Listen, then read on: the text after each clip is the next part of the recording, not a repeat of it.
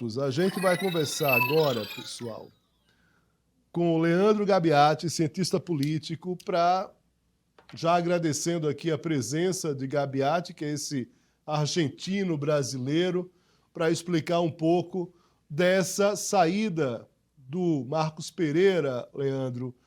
Hugo Mota, mesmo com essa pouca idade, 31 anos, é favorito?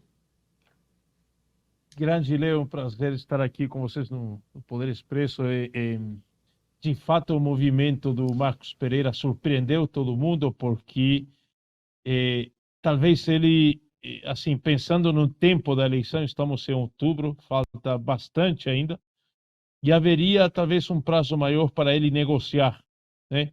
Para ele eventualmente conseguir até melhores condições políticas para retirar essa candidatura. O outro ponto que você menciona está justamente muito bem levantado, que é a experiência e o perfil do deputado Hugo Mota, do Republicanos da Paraíba. Logicamente, uma das grandes lideranças da Casa, um deputado muito, né, muito habilidoso politicamente, soube se aproximar do presidente Lira, soube, assim, ele tem muita habilidade para escutar, para negociar. Agora, logicamente, é um deputado relativamente novo, vamos dizer assim. Então, essa era uma das questões que colocava em dúvida o nome de Mota toda vez que ele aparecia como uma possibilidade. No entanto, o que a gente observa aqui um pouco é que, primeiro, vamos com calma, porque ainda tem muita coisa para acontecer, né? A gente não pode hoje sair confirmando o nome, porque o jogo está sendo jogado. Mas, assim, preliminarmente, quando o deputado Marcos Pereira retira a candidatura e surge esse substituto, né, na pessoa de Hugo Mota, você observa um movimento bastante interessante, que é não tanto definir quem vai ser o candidato, né, dos atores envolvidos, e aqui destacamos governo por um lado, oposição por outro, e Lira por outro, ou seja, são os três jogadores principais. Por quê? Porque o governo tem aproximadamente 130 votos, a oposição tem uma bancada com 90 e tantos votos, e o Lira tem o apoio de um bloco muito importante com aproximadamente 250 deputados. Então, o ponto é que a negociação que parece estar sendo encaminhada é justamente a de, olha, se não for tal candidato eleito, eu me dou por satisfeito. Então, o governo entende que o deputado Hermano Nascimento não seria um bom nome para o governo. A oposição olha para o Marcos Pereira e diz, olha, o Marcos Pereira dialoga muito bem com o governo, ou se aproximaria muito do governo. Então, não é bom para mim. E o Lira, ao mesmo tempo, que logicamente talvez tenha preferência, ou pretendia, ou pretende, colocar o Elmar Nascimento, porque é um deputado muito próximo, eles têm até uma relação de amizade. Talvez se ele diga, olha, eu lamentavelmente não tenho condições de manter o Elmar Nascimento por diversas questões, mas também eu elimino uma concorrência forte como é o Marcos Pereira. Então, de alguma forma, eu coloco um deputado como Hugo Mota, que de alguma forma é um sucessor que eu faço, né? E que dará de alguma forma continuidade à minha gestão, né? E aqui vale lembrar, o Eduardo Cunha, vocês observem, hoje ele é ex-deputado, está presente na Câmara, mas é ex-deputado, não conseguiu fazer sucessor. O deputado Rodrigo Maia também não conseguiu fazer seu sucessor e acabou perdendo o brilho político, hoje é consultor do setor financeiro. E talvez um pouco Lira, sendo realista, esteja olhando para esses dois ex-presidentes e diga, para eu manter a minha força política, eu preciso garantir o meu sucessor.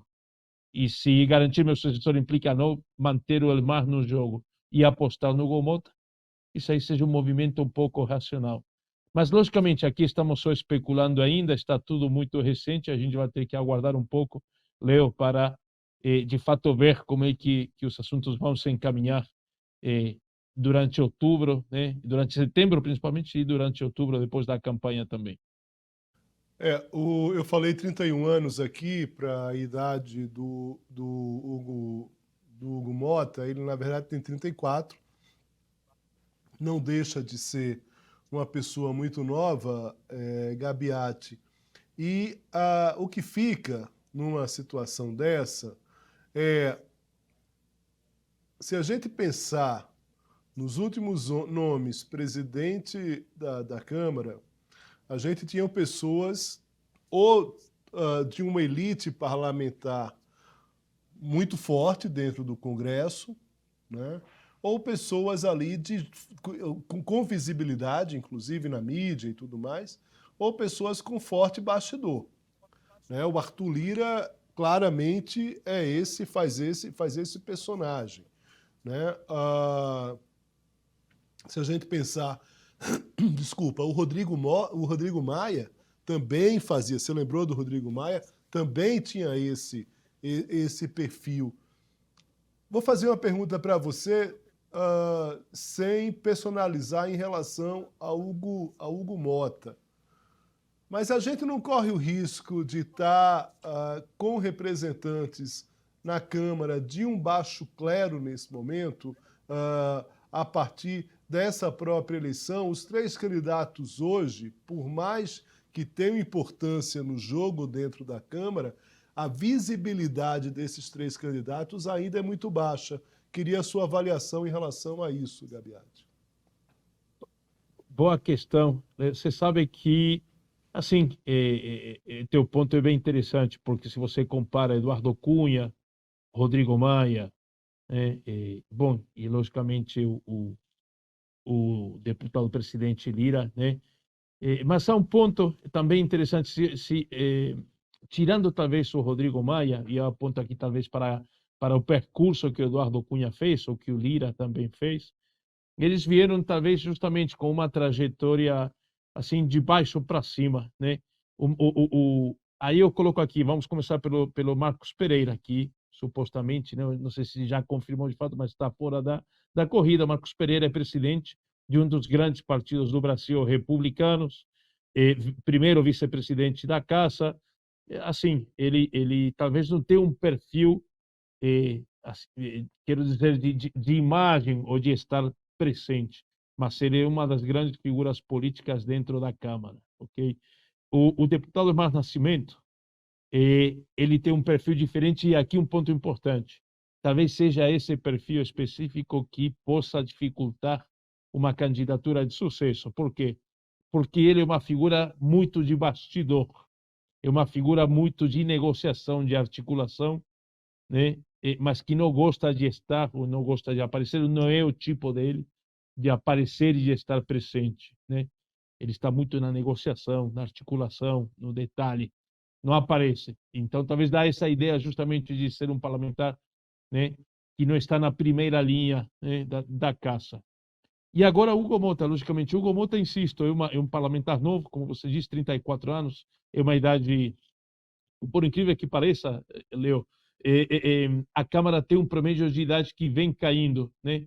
Essa questão de redes sociais, essas novas formas de comunicação faz com que você tenha uma idade média que vem caindo a cada eleição. Então, acho que o deputado Hugo Mota se encaixa um pouco essas novas gerações que estão chegando e que nos dão também essa imagem de deputado de segunda linha. Mas, insisto, o deputado Hugo Mota é uma das referências dentro dos republicanos, é uma das referências da bancada do Nordeste, soube se aproximar muito bem do presidente Arthur Lira. Logicamente, não tem a confiança que o deputado Mar Nascimento tem, mas ele faz parte daquele grupo com o qual Lira dialoga. E aqui a gente pode colocar o próprio, né, Brito, do PSD, a gente pode colocar aqui o líder do MDB, que fugiu, o Isnaldo Bulhões. São parlamentares que não são, assim, da extrema confiança de Lira, mas que fazem parte do grupo que dialoga com Lira e que negocia com Lira. Então, o deputado Hugo Mota esteve nesse grupo, está nesse grupo já faz um tempo. Teve, por exemplo, a confiança de Lira para ser indicado relator de algumas medidas provisórias importantes. Então, acho que ele chega sendo um parlamentar novo, mas ao mesmo tempo com uma experiência e com um relacionamento político importante. Logicamente, é uma dúvida há dúvidas, acho que são naturais, de como ele exerceria o poder na Câmara. talvez isso aí seja um fator a favor de Lira, e aqui estou especulando, né? Porque o Lira talvez, diante dessa juventude de Hugo Mota, o Lira talvez espera ter maior influência do que teria se ele colocasse um parlamentar mais experiente na presidência, né? Então, acho que tem várias questões a ser abertas ainda, insisto, é tudo muito recente, tudo muito num potencial, que a gente vai ter que esperar um pouquinho para ver, né? Ver as coisas decantar um pouco depois dessa saída de Marcos Pereira e entender um pouco melhor como é que está esse jogo da sucessão. Você chegou num bom ponto. Essa juventude do Hugo Mota talvez leve o Lira a ter um maior controle ali nessa própria sucessão dele. Mais uma vez, o comentário aqui, a minha pergunta e também o comentário do Gabiati, nada pessoal, mas é tentando fazer uma retrospectiva aqui sobre os personagens da Câmara e também não tem nada a ver com o próprio estado do parlamentar, evidentemente. Leandro Gabiati, eu vou chamar aqui para essa conversa o Ariel Calmon e eu vou te explicar por que eu estou chamando o Ariel, que iria entrar depois de você nessa conversa. Mas eu vou fechar os três aqui, vamos fechar os três aqui, pelo seguinte. Na semana retrasada, Ariel, o Leandro Gabiati, falando sobre a eleição de São Paulo, ele disse: vamos esperar um determinado momento, porque eu não teria, não seria surpresa para mim se o Bolsonaro passasse a apoiar o Pablo Marçal se o Ricardo Nunes tivesse uma dificuldade. Então eu vou pegar esse último ponto aqui com o Gabiati e depois a gente passa para o Ariel Calmon para falar de eleições de São Paulo e entrar em outras duas cidades, Boa Vista e João Pessoa, que a gente acabou de falar, que é a terra, cidade do Hugo Mota. Mas, Gabiati, falando sobre aquela previsão de 15 dias que a gente teve numa conversa aqui, numa sexta-feira, exatamente há 13 dias. Você dizia, olha, tem que esperar um pouco, pode ser que Bolsonaro acabe virando o jogo e acabe partindo em determinado momento para o lado do Marçal. A impressão que eu tenho, Gabiati, aí para fazer um pouco daquela nossa análise anterior, é que Bolsonaro está numa situação muito difícil com essa ascensão do Pablo Marçal.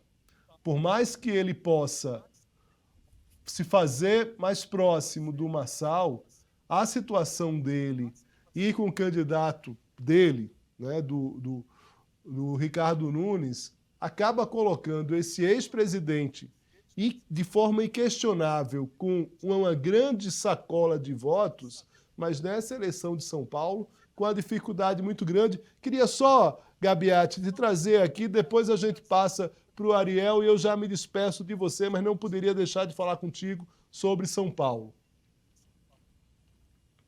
Grande Leão, um prazer estar aqui com o Ariel, também dividindo a tela, Poder Expresso.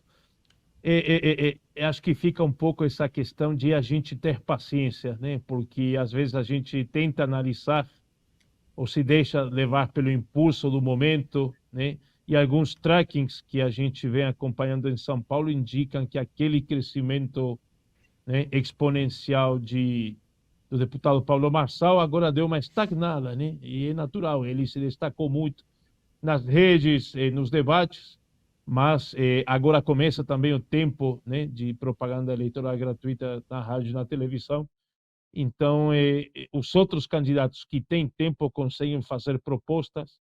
Você sabe que nesse último debate, Leo e Calmon,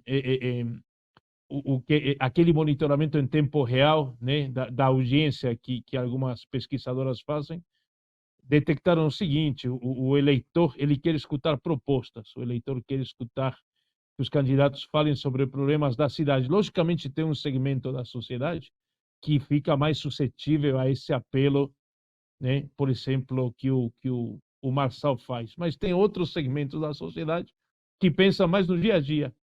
Então, talvez essa surpresa do Marçal tenha surtido efeito, né, importante aqui para colocá-lo justamente na disputa pelo segundo turno.